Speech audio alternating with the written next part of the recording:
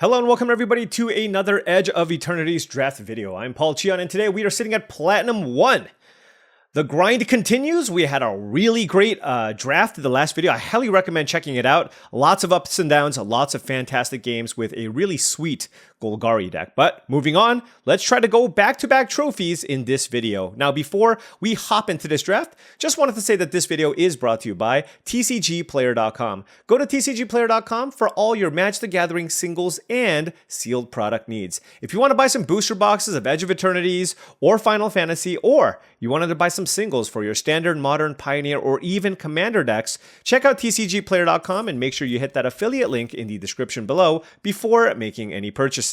Also, go to heavyplay.com for premium Magic the Gathering supplies and accessories. They are the one-stop shop for all your deck boxes, the dice boxes, life pads, sleeves, all kinds of good stuff to make sure you're fully ready to go for your next tabletop gaming experience. Go to heavyplay.com/paulcheon for 10% off your first order.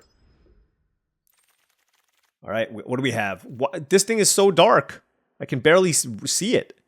Mystifying Maze. Okay, that's just okay. All right. Frenzied Baloth, I'm actually not a huge fan of. Green for a 3/2 trample haste. Honestly, the thing that really turns me away from this card is a double green on this. So I just, like, it's fine. Obviously, if you can play it turn 2 on the play, it's fine, but I don't like it that much. The commons here are all kind of mediocre. So I'm going to look at the uncommons here. We have Tractor Beam, Hymn of the Faller, and Dauntless Scrapbot. And I think pack 1, pick 1. The pick is pretty easy. It's Dauntless Scrapbot. You know how much I like Galactic Wayfarer. This is a Galactic Wayfarer that any deck can play. And I think power level wise, it's close enough to Tractor Beam where I'm going to take the card that I'm going to play in every single one of my decks over a situationally better card. So let's start with the Scrapbot here. Very happy in general, starting with the Scrapbot just because you're always going to have a solid playable. And then we can just try to read the signals and figure out where we need to be. All right, moving on to pack 1, pick 2, the Rare is Missing, you lucky duck. Emergency Eject is a fine removal effect. Not insane, but it's fine. Voidforge Titan is also okay, but I just don't like the fact that it's a 5. If it was a 5-mana 4/5 and didn't die to Bombard, that would be nice. I think I'm just going to take the Siege Ship Agrarian. This thing can just completely snowball games. Like, it's just a totally fine card by itself, but if you ever get like a Spacecraft going or a Germinator, this card's excellent. And it's monocolored, and I'm actually a little bit down on the blue-red artifacts deck in general. So why don't we take the Agrarian? Well, because green is one of the best colors in the format. Actually, not one of, the actual best colors in the format. All right, pack 1, pick 3. Bunch of fine commons here, but we are going to be looking at some uncommons. We have a Rescue Skiff, which is a nice reanimation effect. Steel Swarm Operator is certainly good if you do end up in the artifacts deck. Had I taken the Momenon, I could maybe consider taking this. But for me, I'm looking at the Eusocial Engineering, and also Tannock. And you know, this card is actually doing surprisingly well. So I'm going to take this here because this means that we can hold off on the decision to go both red and green until later on. Maybe we end up in white-green. Maybe we end up in green-black. We don't know. And I think power level-wise, these are both close enough where I'm going to go ahead and take the Eusocial Engineering. So this is just a good example of us trying our best to stay flexible. And when we have a close pick between two cards, I'm just going to go ahead and take the card that we know is going to make it into our deck. Same here, pack 1, pick 4. I mean, certainly we're seeing some blue-black stuff here. There's an Alpha Rail, there is a Virus Beetle, and an Embrace Oblivion, but there's also just an Icecave Crasher. This card is just excellent, in my opinion. You know, if I'm playing Eusocial Engineering with the Scrapbots and the Agrarian, this is everything that I want. This could be an indication that we should move into black, but I'm going to take the Crasher here and then just try to keep an eye out for what my second color should be. So let's just take the Crasher here and move on. Pack 1, pick 5. Where are we at? Okay, I'm not a big Timeline Color fan. Broodguard Elite can be okay. I do really like Selfcraft Mechan if you can find enough artifacts, and Hull Carver can also be a fine card to play just to shore up the early game when you're playing decks like this. So I do think Selfcraft Mechan might be the best card in this pack, but did we see a lot of blue? I'm not sure. I feel like I saw more black than blue. You know what? I'm going to take the Mechan. I'll take it. You know what was the tiebreaker there? I drafted a black-green deck in the last one. So I think, you know, when the pick is close, I'm just taking the color that's...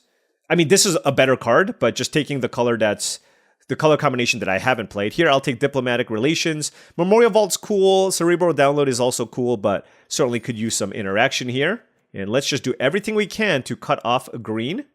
Here we have Virus Beetle and Tapestry Warden as options. And I actually don't really like this card. It's just a 4-mana 4/4, and I do have 2 4-drops. Let's take the Virus Beetle. I do think the card is very, very solid. And if, you know, blue definitely seems to be drying up. I wish I had the Death Touch creature here instead, but it is what it is. Now we have Roving Actuator, no spells to get back from the graveyard. We have Beamsaw Prospector and Graph-Pack Monoist as options. And I think I'd rather just have a 2-drop. I do think the Graph-Pack Monoist is solid, but in black-green, I just want 2-drops that can go into the late game here, and producing Lander tokens seems like it's pretty nice. So let's go ahead and take the Prospector here. All right, pack 1, pick 9. Not much that looks all that exciting. I'll take a Comet Crawler for the curve if I need. And all right, Graph-Pack Mono is tabled, so certainly black-green seems to be where we need to be. I'll take a Lost in Space in case I need to splash for interaction. And wait. That is an Alpha Rail with 2 cards left in the pack. Do I just give up on green and perhaps consider blue-black artifacts? I don't know. I mean, these are both all decent cards. This is kind of, you know, it's really interesting. Like, I have to figure out how I should be navigating this. Now, I did see a relatively late Diplomatic Relations. So, yeah, again, this is kind of a tricky spot to navigate. Pack 2, pick 1. There is a Stelly Reclaimer, which I think is just an okay card. There is a Sunstar Expansionist, which is fantastic, but there was no indication that we should have been white. So for me, I'm going to be looking at basically between Close Encounter and the Fell Grabship. I do think the Fell Grabship is a much better card, so let's go ahead and take that here. And figure out what our second color should be here. I mean, honestly, we could even potentially splash blue if we need. Pack 2, pick 2, we have Lashwhip Predator versus Hull Carver and Gene Pollinator. I mean, this is a fine top-end card, but I'm going to actually, you know what? This is me learning, okay? We are learning. Pollinator works well with the Agrarian. I want a ramp. I think I'm going to take the Pollinator over something like this solid 6-drop here. All right, let's move on. Let's move on. Pack 2, pick 3 gives us this land again, which I'm not going to take. I'm not a big Sisurian Voidborn fan. It's just not really good stats. I think I'd rather just play an Icecave Crasher, to be honest. So yeah, let's just beat down. I mean, stats is kind of the name of the game here, so let's see where this takes us. Okay, pack 2, pick 4. There's a Mechan Navigator, which is pretty interesting. There's also Ulfate Scroll. Not seeing a single black card in this pack, but, you know, if there is a world where we do end up maybe like a blue-green deck, like, I mean, there's just no black cards, and I don't care about the Fungal Colossus. And when I have a Gene Pollinator and a Fell Grabship, this seems like it's the card with the most upside. So, I mean, it's that or the Ulfate Scroll, but let's take the Navigator here and see what pack 2 gives us here. Here, I'll take Vote Out. Even if I splash black, I'm very, very happy with this removal spell. There is a Gene Pollinator here, but I think the Vote Out is the superior option here, just to make sure that I have enough interaction. All right, Galactic Wayfarer, pack 2, pick 6. Love to see that. There's also a Gigastorm Titan, which is pretty nice, but not going to take that over Galactic Wayfarer. Mythic Common of the set. And now pack 2, pick 7. You know, I actually do not mind Divert Disaster. Black seems to be very, very cut off here. I can certainly splash it, but if I do end up with a blue-based deck, this can be fine. So let's take the Divert Disaster. Honestly, I don't think it's going to make too much of a difference here. Now we have Swarm Color versus Shattered Wings. If I'm light on interaction, like, I don't love the Swarm Color. I'll take the Shattered Wings in case I need this type of effect. And this definitely is a deck that could use Sammy's Curiosity, so I'll take it here. And now there's a Lost in Space for more interaction. Yeah, I mean, it's weird. It's just like I took some green cards, and we're still trying to figure out where we want to be between kind of blue and black. I do not mind Embrace Oblivion, especially if we have enough fodder for it, then it'll be pretty good. I've got a Beamsaw Prospector and a Virus Beetle already, and the Graph-Pack Monoist is also fine. So, I mean, it's not like I got a ton of great blue cards here, so more likely we're going to be black-green, but still just like kind of going back and forth here, honestly. All right, pack 3, pick 1. Raging Ravine is a very, very good land, but certainly not something that we need here. I do love Larval Scoutlander here, though, so I'm going to take that. really great to play after you have like, you know, we have Sammy's Curiosity, Galactic Wayfarer, and Dauntless Scrapbot already. So being able to sack a lander to be able to super ramp is very nice. Here, very, very happy taking an Edge Rover. Just an excellent 1-mana play. We see a Cryo Shatter, Hull Carver. Sariana is very, very good. Sariemma, rather. But let's take the Edge Rover here. And pack 3, pick 3, what do we have? We have a Command Bridge, which I don't care too much about. And yeah, it does look like we're just going to be black-green here. So let's go back to this. Our curve just looks way, way better. And let's just, I mean, none of these blue cards are even really worth splashing. All right, what do we have? Drix Fate Maker versus Monoist Sentry. Honestly, I'm just going to take the Fate Maker. Monoist Sentry doesn't seem particularly good here. Like, I do have, I guess I have 2 stations, but I just don't want to play a 1-mana creature that can't attack. Here we have Depressurize, Harmonious Grove Strider, and Blooming Stinger. Certainly don't need another Icecave Crasher. I do think Depressurize is the best of these cards, only because I do feel like I am in the market for more interaction here. Grove Strider is also a pretty good card, but I think I just want to make sure that I have something to answer creatures early. So let's take the Depressurize. Oh! Monoist Circuit Feeder this late. What the heck? Look at all these black cards. Monoist Circuit Feeder and Grav Kill. I'm going to take the Circuit Feeder. What is our artifact count? It's on 6. Whatever. It's still fine. This makes a bunch of artifacts too. Yeah, I mean, I'm absolutely taking this card. It's also just a good late game win condition. So happy enough with that.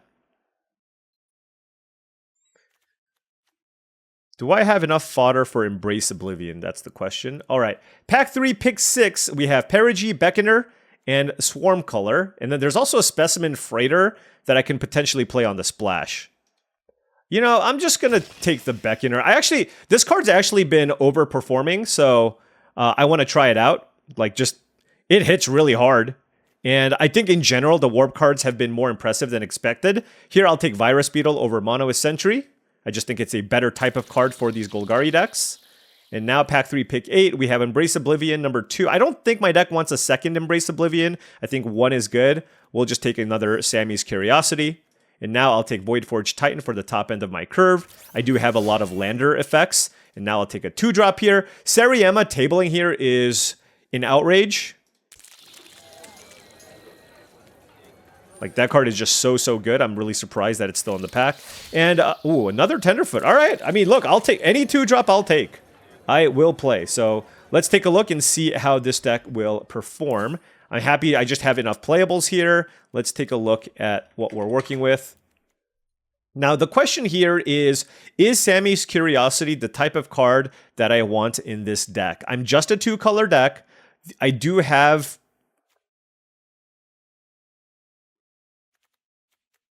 I don't know.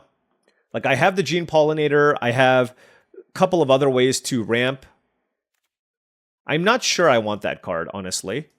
And also, if you take a look at this deck, like, we can just curve out and beat people down. We're looking at 9 artifacts. This also can be like...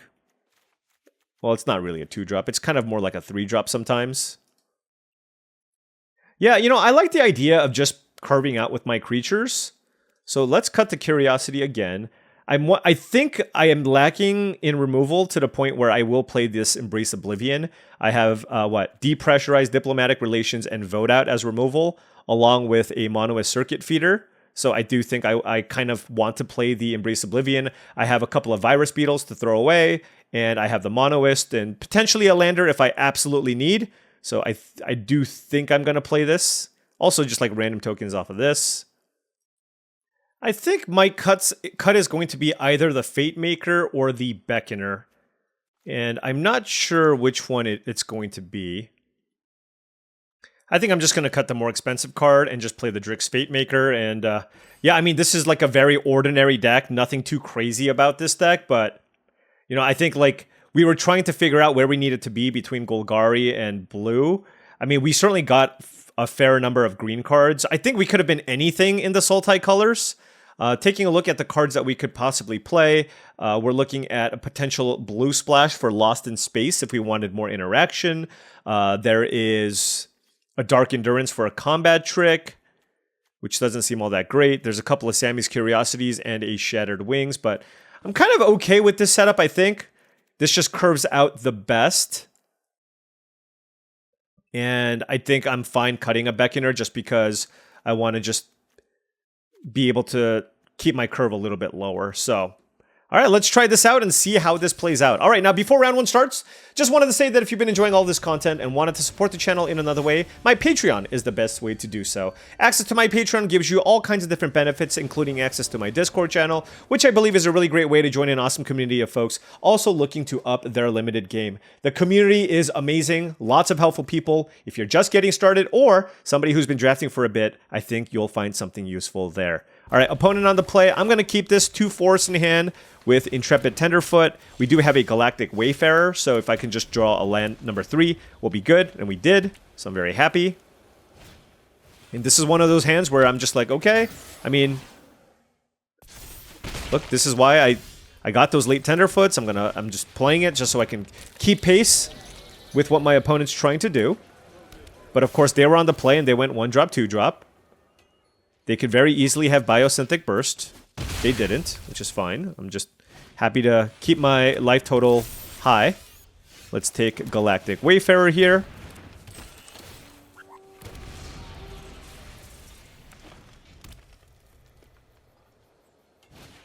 And Night Luminary. Oh, but on the warp. Okay, so... wow, they really wanted to get extra value there. Okay, fair enough. You know, I don't really have a good play here, so I'm just gonna keep everything back, keep up diplomatic relations, but also sack the lander to get a swamp.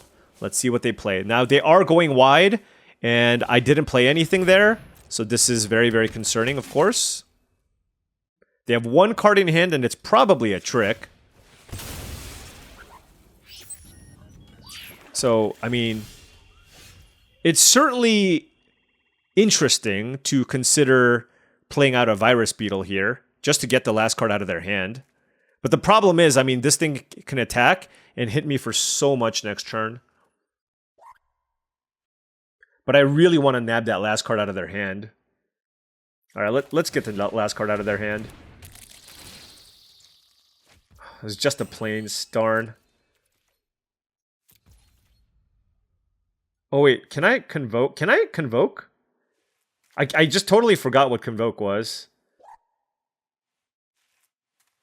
Okay, so I can actually use this to kill the Dual Sun Adepts, which I think I will do.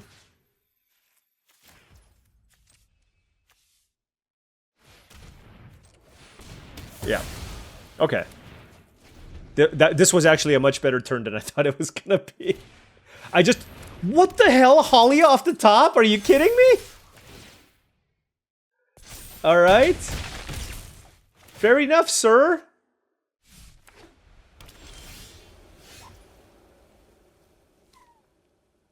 Wow. I need another land here. Everything is just so awkward. I guess I can embrace Oblivion and also diplomatic relations.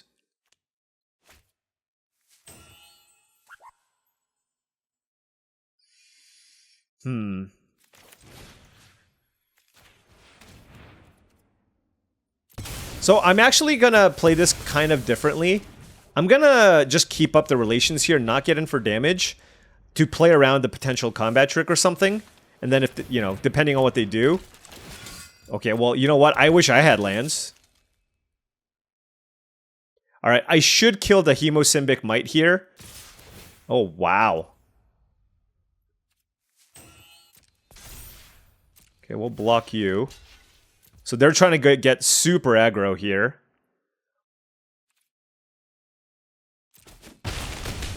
We're at 7. I need to use some mana here, so let's just try to keep things smaller. We drew a Gene Pollinator. But there's also Icecave Crasher, so a couple of interesting options. Playing this allows me to get Mono with Circuit Feeder in play at some point and also cast AU Social Engineering. And keeps up Depressurize. This is just good because I get a 4/4 in play. Alright, let's just get a 4/4 in play. Given that I'm at 7 life, I'm going to choose not to attack here in case they find a removal spell for the Crasher. I am close to attack. This is insane. Nice. Another Halia. Okay. Well, before they draw any cards, let's just kill this immediately. Let's play Gene Pollinator. And I guess I'm chilling again. Okay, there's their land. Alright. Alright. Now what do we do? I have access to lots of mana. Which one is more value? I think it's probably the use social engineering. Now, I can warp this in, play a land, and then play the Agrarian. Or I can just cast this and play a land. Maybe that's just better. Yeah, let's just get this going.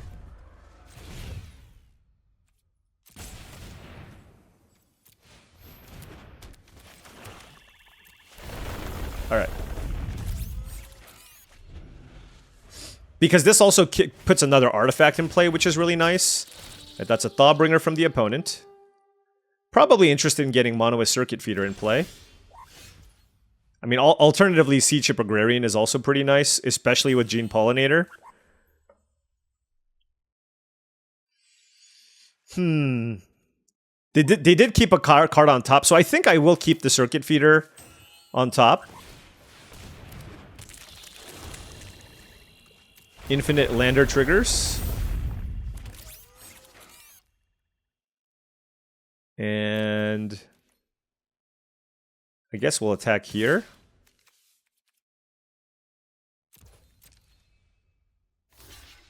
Sure. Okay, Thawbringer is bigger, but that's fine. What did you top deck? Melt Strider Gear, okay. So that's an 8/5. Okay.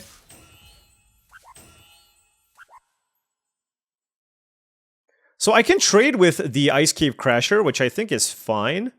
1, 2, 3. Sack a land. Alright. So the way I can do this is I tap this to make a lander. Well, let's just do it now so I don't mess it up. And then this will get me a token too.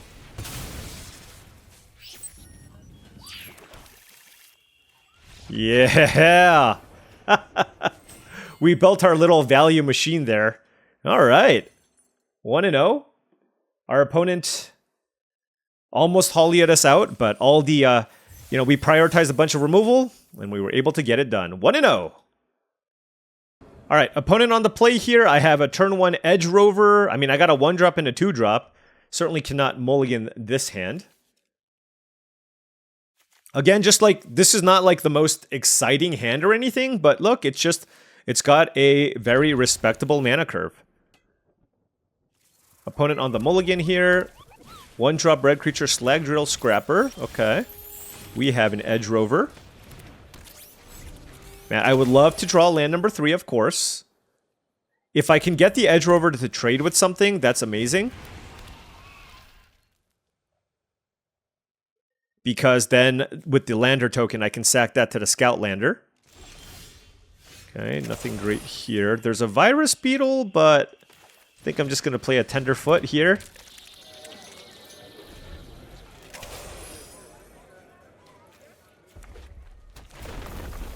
Okay, Remnant Elemental into... Ooh. I guess I'll take 3 damage? Okay. We did draw land, so that's great. And I guess we might be in a somewhat racing situation.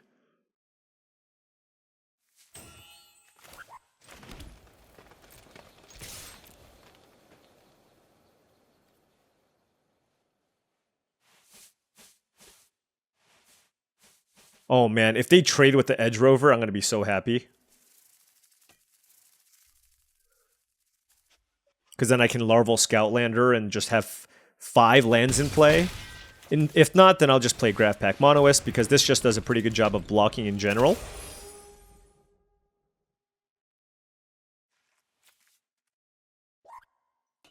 I wonder Do you think my opponent's mono red?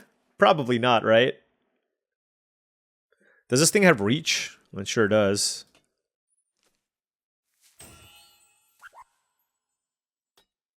Alright, that's another land. That is a Melded Moxie. Okay. Discarding a mountain. I mean, they're making the most use of what they have. It does feel like they're playing mono red. Okay. No blocks. And another Melded Moxite. Okay. That's a lot of Melded Mox. Oh yeah, they're 100% mono red.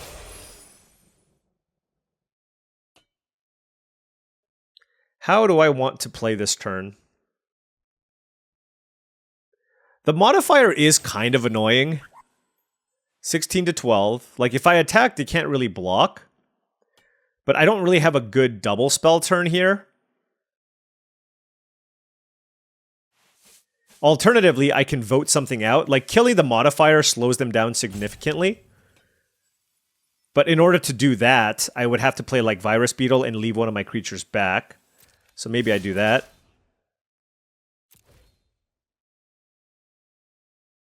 Alternatively, I could have played, like, Larval Scoutlander and sack a land. But I think I want to manage the board a little bit more. Get in for damage where I can. Play the Virus Beetle. And given that they're slightly more on the aggressive side here, just like getting this off the board, because that just makes combat so difficult for me.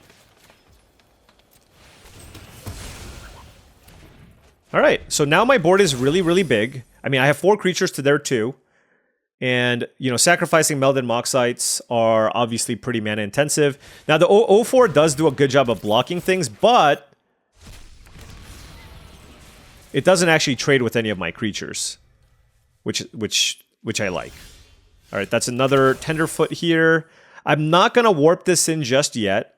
I think the plan here is just attack with everything but the Virus Beetle. Still continue to be aggressive.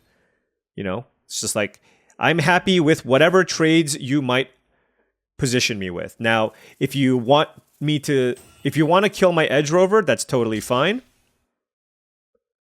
And if not, that's also fine. Because if they do it this way, I can just play a Tenderfoot and a Drix Fatemaker with Warp. And put a counter on the Beetle. Now we just have like a bunch of power spread between 4 things. We can play this again next turn, and they're still on the back foot. And then if all else fails, Larval Scoutlander, kill them with flyers. Alright, so they're keeping up a bunch of mana here. Interesting. Because this artifact token comes into play tapped.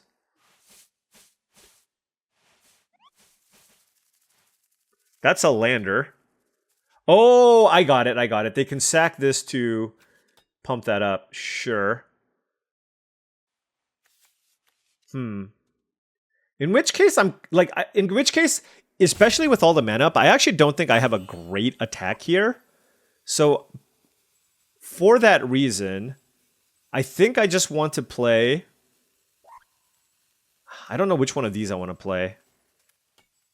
That's the thing. I'm at 12 life. Yeah, let's just play the Scoutlander here. I just don't have too many other good opportunities to use this effect. Let's get Forest Swamp. And then let's just crew it up. Because then I can play the Fatemaker and put a counter on this, which makes it attack through the Remnant Elemental.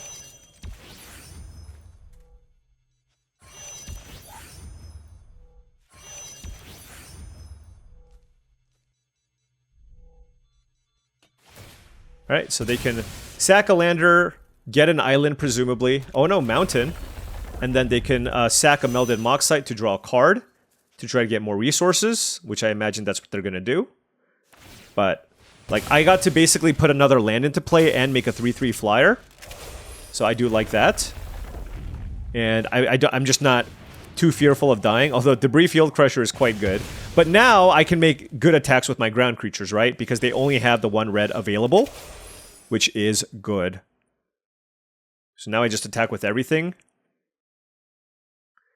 I could choose to play one of these. But I think playing the Agrarian is better. But I don't need to play it now. So, as they say, let us send in the clowns. Because if I play the Agrarian this turn, then I play a land, put a counter on it. Next turn, I can play the Fate Maker, put a counter on something else, attack. That makes a land token. Then I can sack that to give another counter on this. So this would be a 5/5 Trampler with the Fate Maker, and I would have another +1/+1 counter distributed somewhere else. But with 1 red up, I feel pretty good about this attack. They're going to go to 4 here, I guess. Unless they just want to just chump. So, kind of a tough spot. Full bore. Okay, fair enough.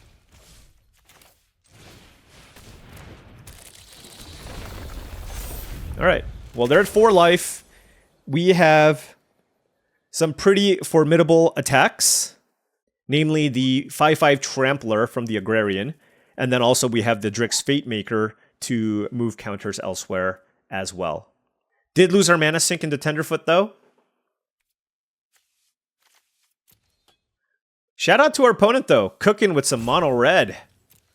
Cooking with some mono red. Alright, Kov Landseeker, okay. And they pass because they can sack the land to put a counter there.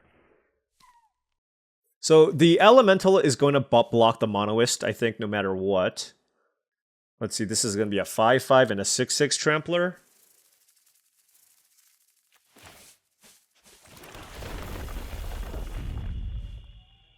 Yeah, I'm not entirely sure where I want to put the other counter with the Drix Fate Maker.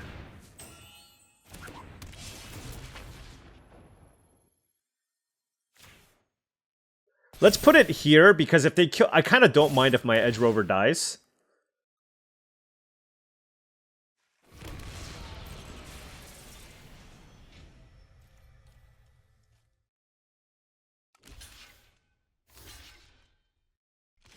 Okay, so they just blocked everything. And I'm certainly going to sacrifice this to give my Agrarian Trample. They sacked the lander. Okay, sure. Doesn't do anything. I can use another swamp, I guess. Is that lethal? Alright, that was lethal. Alright! That was good! That was good. I mean, our opponent's deck... yeah, I mean, they're an Artifacts deck, but they didn't really have the best draw. And we are 2-0. And we are now in Diamond 4. That's good. New rank. Time to get to Mythic. Slow and steady, baby. Alright, on the play here, we got some again, just random pieces of cardboard I can play early. Gonna lead with the Tenderfoot here, because it hits harder. But double Virus Beetle is nice, especially if I can find some way to sacrifice these for more value. Our opponent's playing Dimir, and they have a Mechan Navigator. See if they block. Alright, let's play Virus Beetle. Very good play against a Mechan Navigator. It's like, they can't attack me unless they play like a Fell Graph Ship or something. And if they kill my Virus Beetle, that's obviously more than fine. Their hand must be insane if they're just discarding Susurian Voidborns. Okay, and they have 3 mana available. Now I'm like less inclined to attack into the Mechan Navigator. They could be representing some kind of counterspell here, but I feel like I should play I should play the Scrap Out anyways. Look, I mean, look, if they have an Unravel, they have an Unravel. That's what it feels like they have. Yeah. Okay.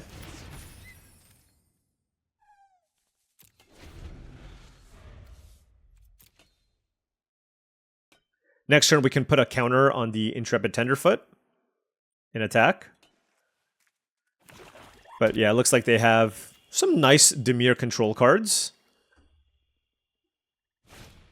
Self-craft Mechan. Okay. Alright, so they made a 4/5. Fair enough. Okay. I guess I'll play a grab ship here. Maybe we'll hit something big. Ooh, that is pretty big. Voidforged Titan versus Larval Scoutlander. I mean, it's got to be the Voidforged Titan, right? At this point in the game. Let's play Virus Beetle.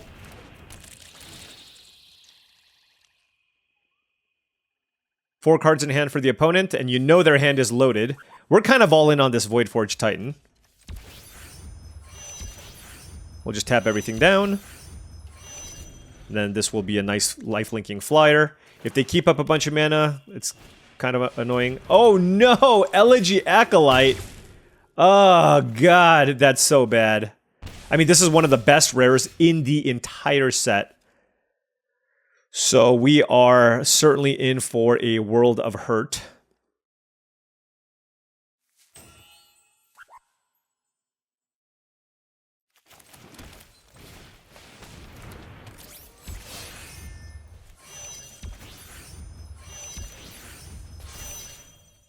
Alright, look. One thing that you're going to have to get used to in this format, it reminds me of Outlaws of Thunder Junction. There are like 7 or 8 bomb level rares that all have a 67+% win rate, which is outrageous. And you're going to need to dodge them, and sometimes you're just going to lose to them. That's what's happening here. You can draw your card. Like, I lost to Elegy Acolyte. Like, I've lost to the Quantum Riddler. I've lost to Ouroboros. You know what I mean? They're all really, really good. And sometimes you just don't have the removal spell for it. You know what I mean?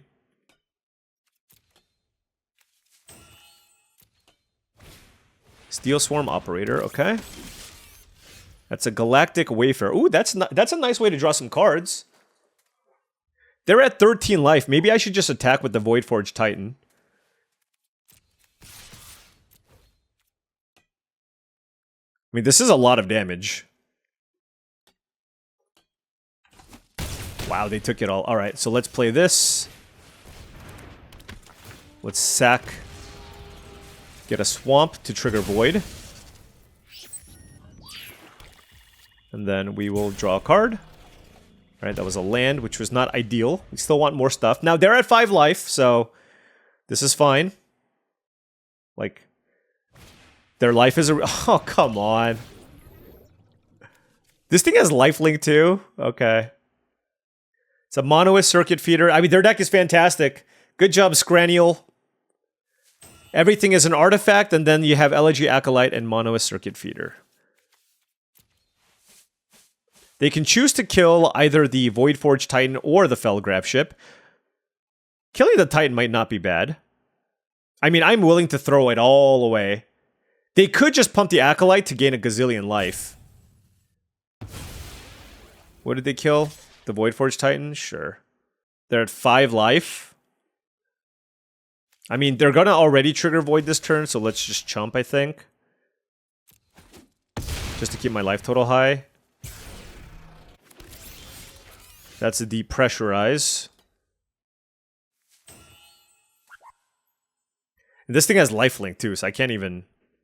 Yeah, I think we're probably dead. Let's pump this. Pump this. That is a 4/4.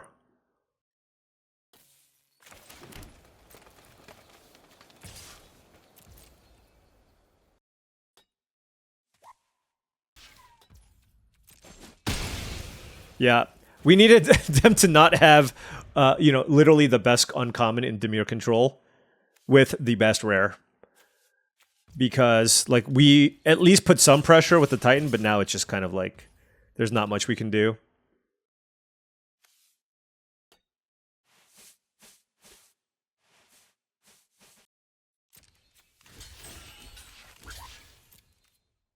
I mean, if I triple block, it can't be that bad, right?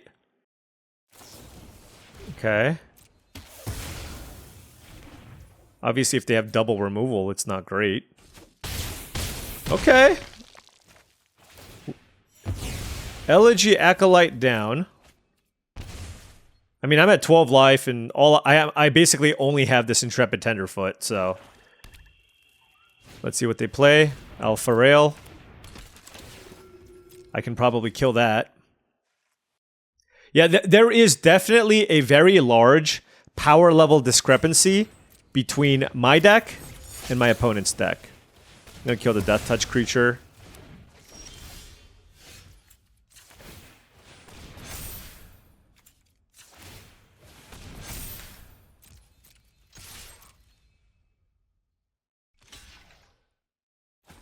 Okay, 4, 8, 9, 10, 11, 12. Let's play with Tenderfoot. Like, we're a scrappy deck. We're not a deck full of a bunch of uncommons and rares.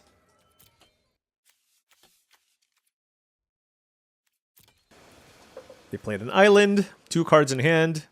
The world is their oyster. We'll take 8. Sure. And that's game. Alright.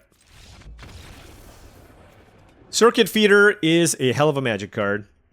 Alright, well, at least we made it to Diamond, so we didn't lose a rung there. And we are now 2-1. Hey, look, if we go 2-1 and 2-1 and then 2-1, that's still 6 wins. Huh? Alright, on the play here, we drew the Embrace Oblivion. I'm going to keep this hand, but it doesn't have a lot of the good cheap things that I like. But hopefully we can draw some. We have some good 4s. We have a situational removal spell. And this is why this card isn't as high of a win rate card in general. Just because it still needs fodder. But like I said, I'm lacking removal. And I certainly would have been happy to have drawn that in the previous game, right? So, and we do have a fodder here in the Embrace Oblivion. Next turn we have a lot of good options.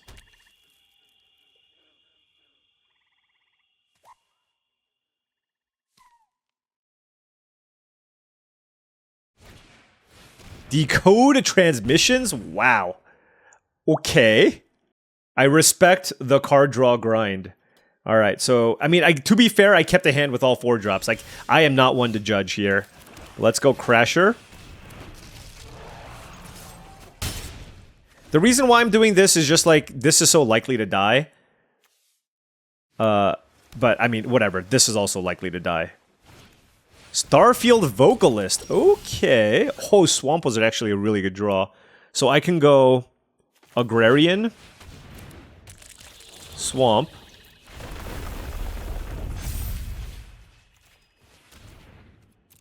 Kill the Vocalist, and they take 8.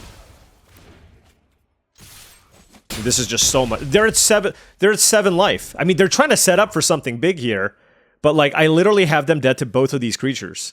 Like if they kill the Agrarian, they're still taking 7. So somehow they need to find a way to deal with both of these creatures. And Cryogen Relic is not going to get it done. Like they can draw a card and keep this tapped and still take 7. So feel like a little too much dirtling on that side, but you know what? I have been guilty of that myself many, many times. Oh, just kidding! Island? I take it all back. If they have the Embrace Oblivion, oh, look at this. You know what? I deserve this. I deserve this. We're gonna lose this game badly now, aren't we? Yup. They actually had... That's insane. They actually had 2 things to play there. Alright, well, did they have 2 more things to play? They're at 3 life, I have 2 lethal things again. Oh, man.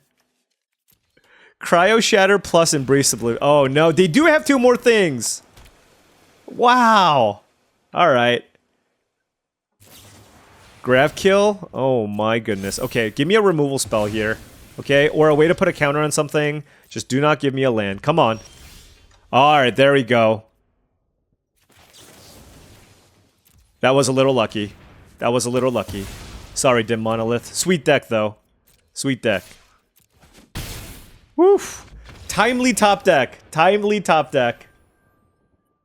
You know what? I'm just gonna close my mouth. I'm just gonna zip it, okay? It's like, oh, I'm definitely gonna win. I mean, they have to have 2 things. Well, they did. They did, and we almost lost. Okay, 3-1. 3-1. I feel like I've played this Egg Palpator person a lot. And I don't know why, but something tells me I've also lost to this person a lot. But we'll see. All right. Anyways, we have lots of forests in our deck, 9. And I do have a turn 2 depressurize, and I have 3 lands. So, you know, my deck doesn't have to get super aggro. I just want to, you know, and this gives me basically 3 draw steps at a land. If I get unlucky and draw a bunch of swamps, I could also play the Voidforge Titan. So, gonna keep this. Let's get the Stinger off the battlefield here. Because if I draw a forest, I want to play the Tenderfoot. And you know what? Sometimes this happens. Like, if I draw a forest, that's great. If I draw another black card, that's also totally fine. If I draw 3 non-lands in a row, then we're going to be in some trouble. Beamsaw Prospector was actually a pretty good draw here because I'm happy trading with the Thawbringer, and then that gives me a lander token. Icecave Crasher is the play from the opponent. And we drew the forest, so that's really big. Alright, let's play Icecave Crasher of our own. And pass.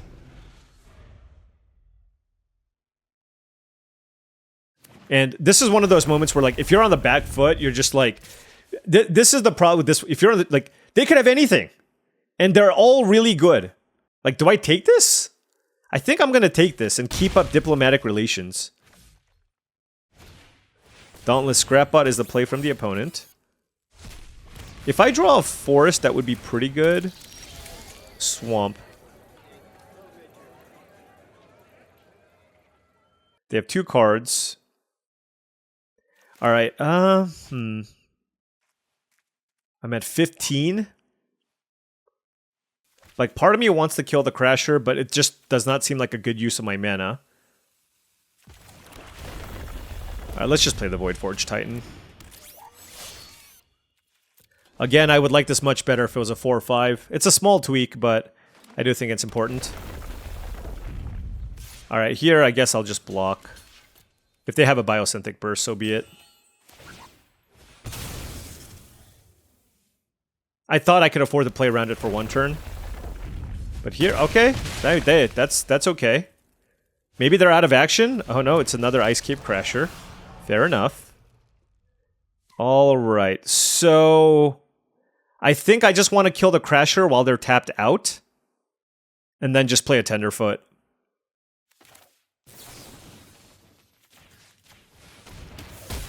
I know I'm losing out on Agrarian value, but like I just want to put more things into play. And then I get to trigger the Void here, which is nice. Draw a card, okay. Pinnacle Kill Ship. Yikes. Alright, well... that might just kill us. That's a good 7 mana card. I mean, this card has been really, really impressive, and like I don't have that many ways to kill it, honestly, so it could just be over here.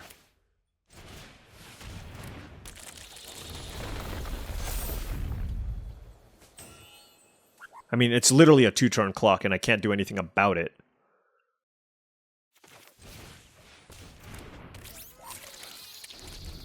Alright, we have 1 turn to draw an answer to a 7/7 flyer.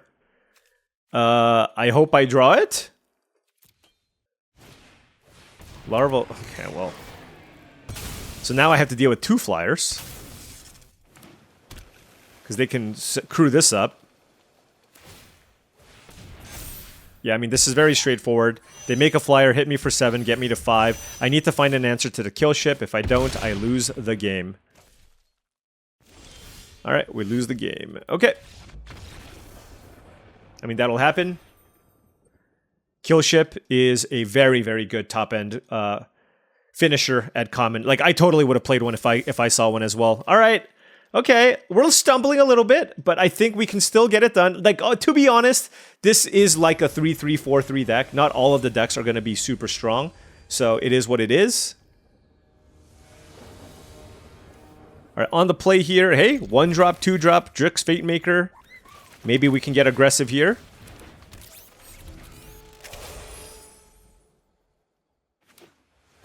Alright. Let's attack for 2. Play a Beetle.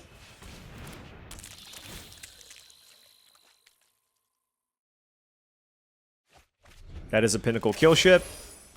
Alright, blue-green from the opponent.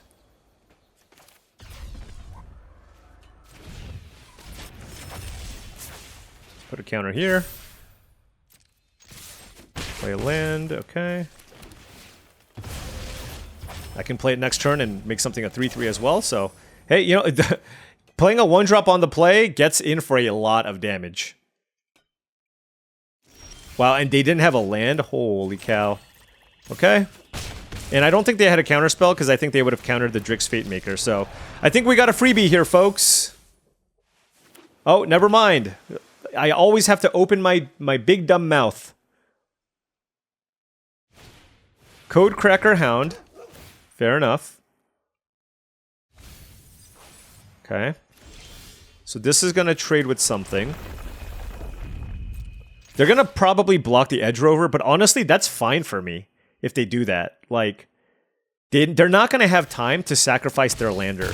And I get to trigger Void, they're at 3 life, and then I just get to play a 5/4, which I can turn into a Trampler next turn with the Drix Fatemaker. So, and we even drew the Larval Scoutlander, and there you go! We at least got our 4. We at least got our 4. And every draft, we're just going up 1 at a time. So hopefully by the time, you know, we hit the weekend, Diamond 2, Diamond 1, maybe Mythic in a week from now, we'll see. All right, opponent on the play, we have just, you know, 2 forests, a swamp, a couple of 2-drops, and depressurize. All right, forest for the opponent. I feel like I brought like a pauper deck. I felt like I brought a pauper deck to this draft. It's like, this is how, like a core set deck, right? It's just like ABC drafting. This is what a deck looks like. This is how you should draft. Here are my bears. Here is a reasonable removal spell. Oh, you played a rare? Well, you know what? Let's just move on. Okay, so next turn I can play the Tenderfoot. I can hold the Depressurize for maybe something else. We'll see. Obviously, this is a trade I'm very, very happy making. I don't think I'm going to be given that opportunity, though. It looks like they could have a diplomatic relations because they're sizing up their creature and they're sizing up my creature. And obviously, I am more than happy with that trade. If they attack and use Biosynthetic Burst after I block, then I'll probably just fire off the Depressurize right away. Because playing a 2/2 on this board when they have a 3/3 Death Toucher doesn't seem great. Alright, nothing from the opponent.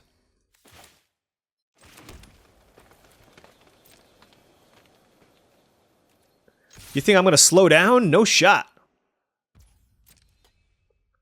Let's play a Tenderfoot. Like, Tenderfoot early on, just pretend it doesn't have text. Like, if they kill it, they kill it. I don't care. And then in the late game, I can utilize whatever extra mana I have to try to pump it up. I'm happy to trade with the Blooming Stinger. All those things. Like, if they attack me, obviously I'm very happy with that trade. Alright, Kov Landseeker is very nice on this board. Let's do this. Because the Crasher is just really, really good. I just don't want to deal with the Death Toucher when I have the Crasher in play. Let's play the Crasher here. And now they have some pressure here to sacrifice their Lander card. I mean, we're kind of out of gas, but... we do have a Tenderfoot, I guess. Yeah, you know, it did feel like they had diplomatic relations, which is unfortunate, but I feel like that's kind of what I needed to do. And yeah, I mean, we're in definitely some trouble here. Like, they're up on resources. They have a 5/3 creature. I can't kill it. This has happened multiple times where my opponent plays a 4/3 and the Depressurize, if it was like a 3 damage spell, it actually would have worked. But it doesn't. You know what I mean?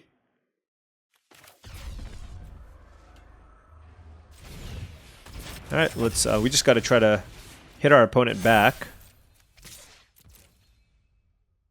Surely they're not gonna block. Then we'll just play a Tenderfoot. And see if we can get into some kind of racing situation. I mean, it's like the only play that we have anyways. 4 cards in hand, though, for the opponent. If they play something big, I'm probably dead. Yeah, that counts.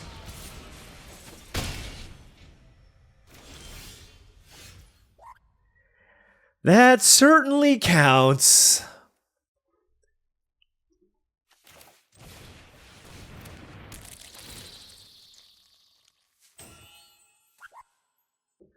This Depressurize, I know it's a solid card, but man, there have been some uninspired moments because oftentimes it's like there's just some big things and you just... This obviously does a horrible job killing big things. They pitched a land.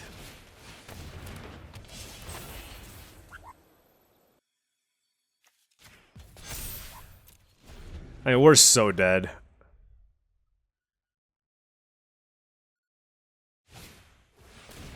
Okay, Ornate Plate Pangolin, land. I mean, Glacier Godma is absolutely ridiculous. And they're gonna get us. They're gonna get us. Like I said, you know, just like, you play a bunch of commons to kind of fill out your deck, but when they play the card to go over the top, there's just... Wait, they didn't attack with this card. Why didn't they attack with the Pangolin? Right, I gotta kill the Glacial Godmaw. Let's go here. That's gonna trample over for 2, 6. Okay, so 3, 4, 5. This didn't attack, right? Look at this. So then I take 6. Oh no, I take 8. I go to 3. I need to draw another creature to block the lander. Okay, there we go. Okay, so we drew this. I'm going to make this bigger. And I will pass. Please? Please whiff? I mean, we should have just lost. They should have attacked with the Pangolin.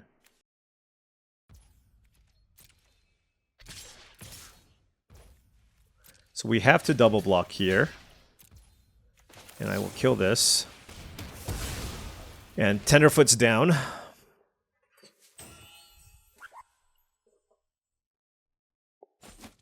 Alright, Gene Pollinator versus...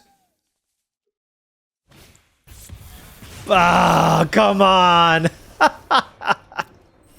They don't deserve that Plasma Bolt off the top after not attacking. You know what?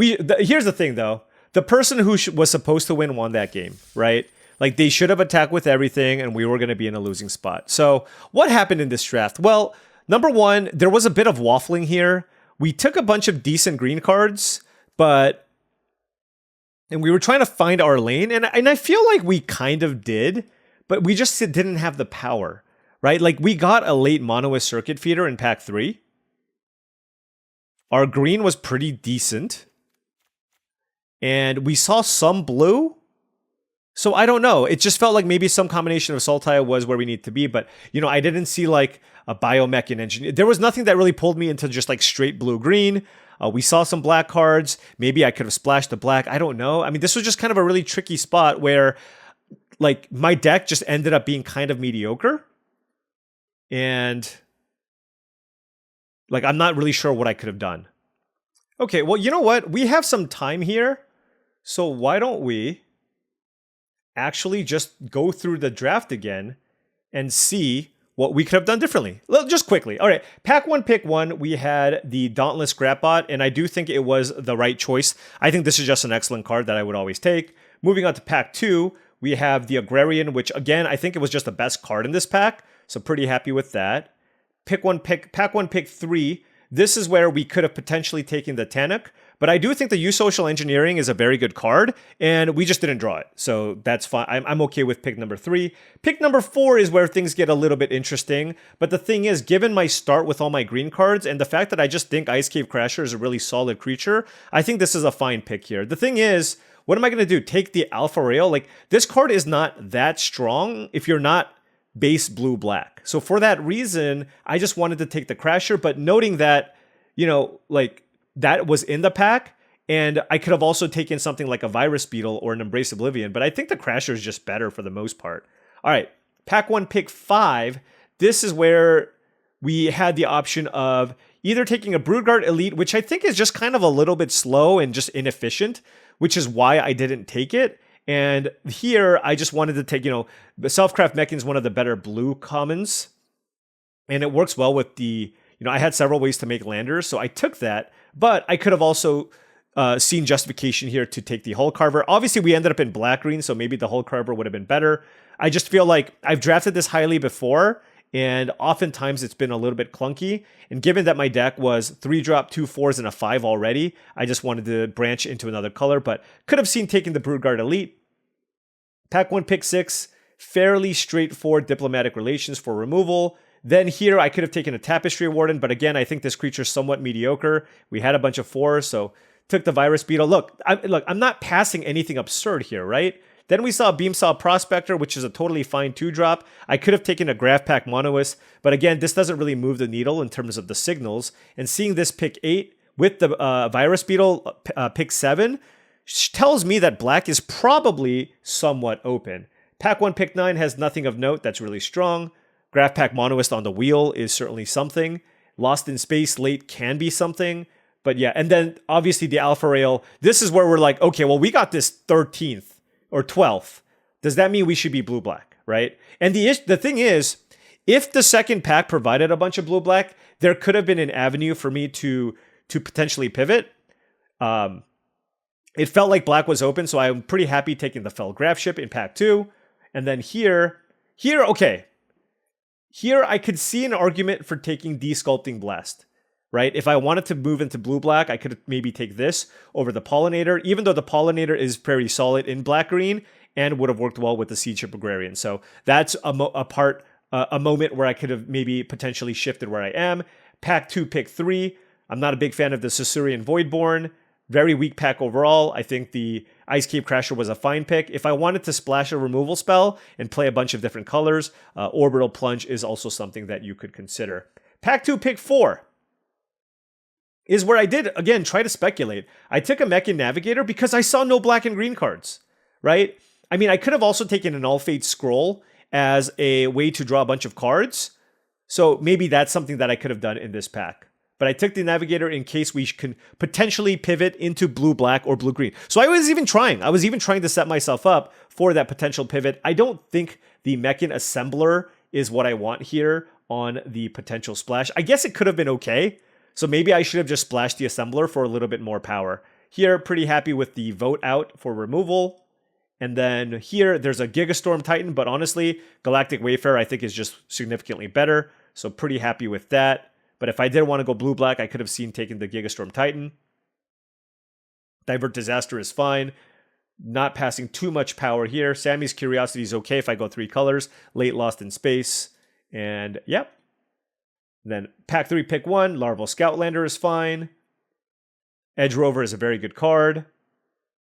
Here we took the Fate Maker. Nothing I'm missing out on. That's just overall, the power level was low. Okay, here is another moment where I could have done something for power.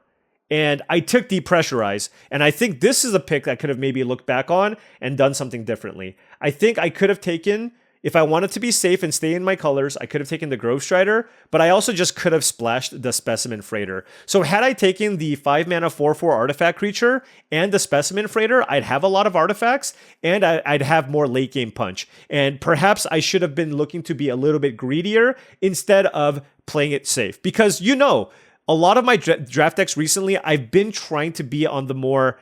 I've been greedier, right? And I've been actively trying to be more conservative and make sure that I respect my mana curve, which is why I took the Depressurize. But I don't have any 6-drops and I have some ramp effects. I think maybe it's taking the Specimen Freighter here would have been better for me overall, although I already did have 2 spacecrafts going in. So that's a big pick here. Mono Circuit Feeder, easy pick there. And then another Specimen Freighter, and I didn't take it. Okay, this was the punt. I absolutely should have taken the second opportunity at a Freighter over the Perigee Beckoner that I didn't even end up playing. So that was a big mistake. Virus Beetle here is totally fine. Sammy's Curiosity is okay. All right. So yes, looking back on this, I think the early parts of the draft, I think I navigated fine, and I think I would do almost everything exactly the same. even with some of the speculations. And the one thing is, I probably shouldn't have taken Mechan Navigator. I probably should have taken the 5-mana 4/4 because I already had some artifacts, and that's a more reasonable card to splash that I can try to get value out of, and it works really well with the Use Social Engineering. So I think that was a mistake there in pack number 2, and then in pack number 3, I probably should have taken a Specimen Freighter. All right, normally, I don't have the time to go over this, but this was a relatively shorter video, so I think it was important to kind of go back in the draft and see moments in the draft where I could have maybe changed things up. I could have even splashed Lost in Space if I felt like my interaction was a little bit light. So, this is a format where if you are a base green deck, I did have 2 Sammy's Curiosity. I think I could have gone straight 3 colors, taken Specimen Freighter, play Alpha Rail, play the 5-mana 4/4 Mechan, and had a lot more power at the top end of the curve. And I think that would have maybe gone a little bit better for me because I just simply got overpowered. I think some of the decks I still would have lost to, but in other matchups, I think I just kind of ran out of gas. Like, this deck just needed like a pinnacle kill ship. And honestly, Specimen Freighter does an okay job of imitating that, and I just absolutely should have taken one. So there you go. Made some mistakes that I need to adjust for the future. Like when you're drafting, it's like you're constantly moving, kind of figuring out what you're doing because you're building a deck. And oftentimes, I was building a deck without enough 2-drops, and I would always have too many expensive cards. And so in my mind, I'm like, well, I need to constantly prioritize cheap things. And guess what happened? I didn't have enough expensive things. And the thing is, you don't need that many, but like a 7-drop, a couple of 6s, especially with all the lander cards in your deck with the Gene Pollinator, I absolutely could have used, and I should have made sure that I prioritized that, and I didn't. And unfortunately, I think that might have at least cost us perhaps 1 match win. All right, big rundown. Let me know what you think about this kind of breakdown going into my previous drafts, especially in ones where I just don't just stomp my opponents, because there's always moments, whether it's through your play, whether it's through deck building, and whether it's through draft, that you can always update your win rate. There's a reason why Siggy has a 68% win rate in this format, and I'm at like a 60% right now. So, good players draft better and play better, and I am going to continue trying to get better. That is always the thing that you should be looking to do, no matter how long you've played the game of Magic. Anyways, thank you so much for watching, as I really do appreciate it. Make sure you hit that like and subscribe button for more daily videos just like this. If you've enjoyed this content and wanted to support the channel in another way, my Patreon is the best way to do so. That is patreon.com/paulcheon. Also, check out TCGplayer.com for all your Magic the Gathering singles and sealed product needs. Whether you need some singles for your standard, modern, Pioneer, or Commander decks, or you wanted some booster boxes of Edge of Eternities, check out TCGplayer.com. Hit that affiliate link in the description below before making any purchases. Last but not least, check out HeavyPlay.com for all your Magic the Gathering supplies and accessories needs. You need deck boxes, playmats, sleeves, dice boxes, life pads, and more? Go to HeavyPlay.com/paulcheon for 10% off your first order. Thank you so much for watching, and I'll catch you tomorrow.